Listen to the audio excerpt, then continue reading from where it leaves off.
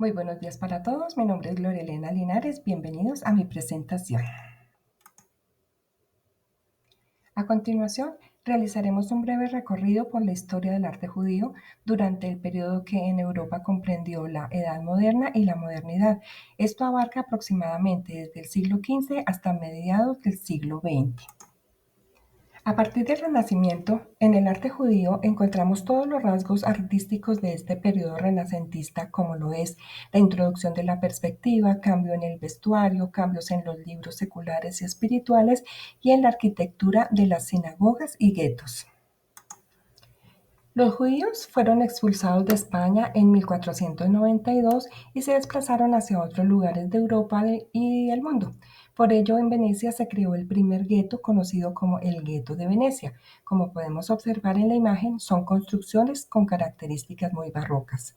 Igualmente observamos la sinagoga portuguesa judía ubicada en Ámsterdam, que fue construida entre 1671 y 1675 por el arquitecto Bouwman.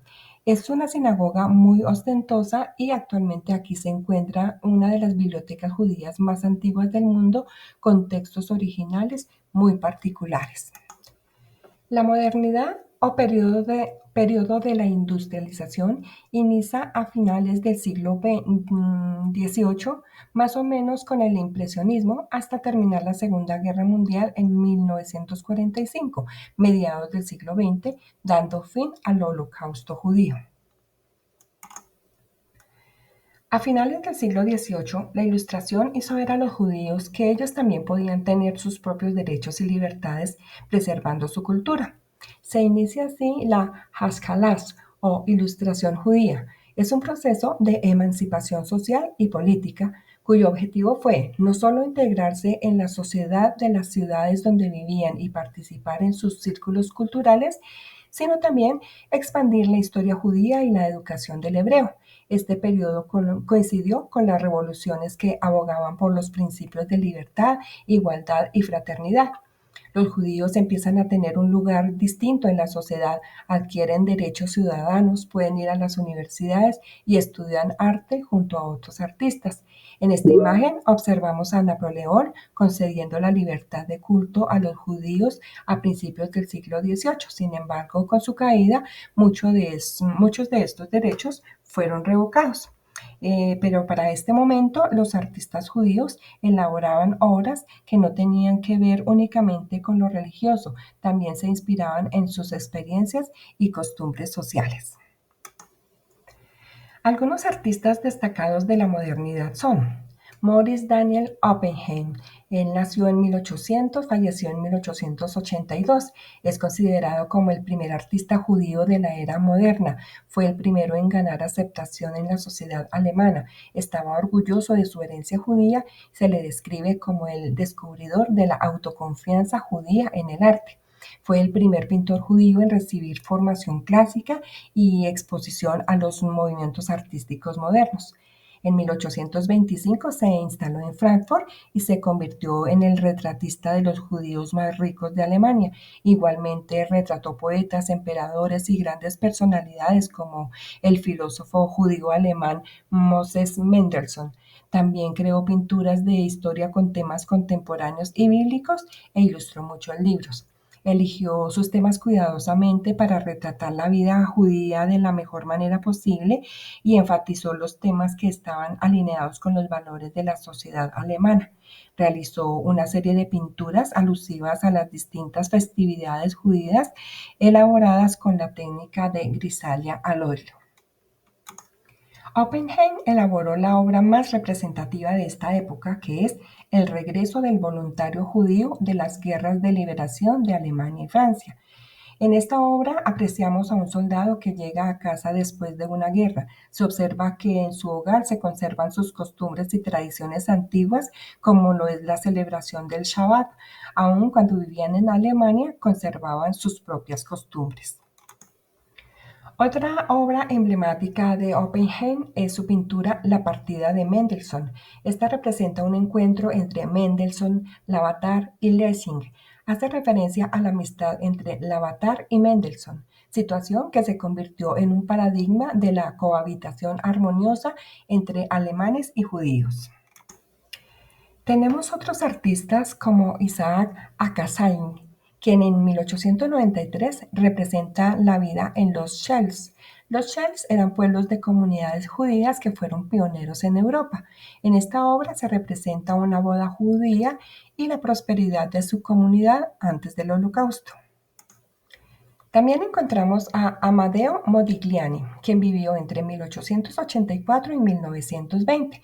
Él fue muy influenciado por artistas como Pablo Picasso, Braque y Cézanne, entre otros. Su obra se caracteriza por las figuras y rostros alargados, como lo apreciamos en esta obra titulada Madame Pompadour, realizada en 1915.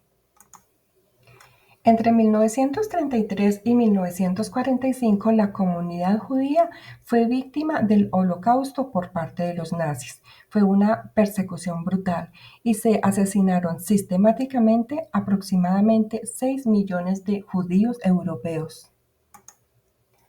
Ahora veremos las causas y consecuencias del Holocausto. Los nazis atacaron a los judíos porque eran radicalmente antisemitas. El antisemitismo es un conjunto de creencias e ideas de odio con profundas raíces históricas, sociales y culturales. Además de ser antisemitas, los nazis acusaban falsamente a los judíos de ser los causantes de los problemas sociales, económicos, políticos y culturales de Alemania. Además, los culpaban por la derrota de Alemania en la Primera Guerra Mundial que tuvo lugar entre 1914 y 1918. Los nazis no inventaron el antisemitismo. Este es un prejuicio antiguo y extendido que ha adoptado muchas formas a lo largo de la historia. Se remonta a la antigüedad. Durante muchos siglos, el cristianismo mismo desempeñó un papel fundamental en el desarrollo y la difusión del antisemitismo en Europa.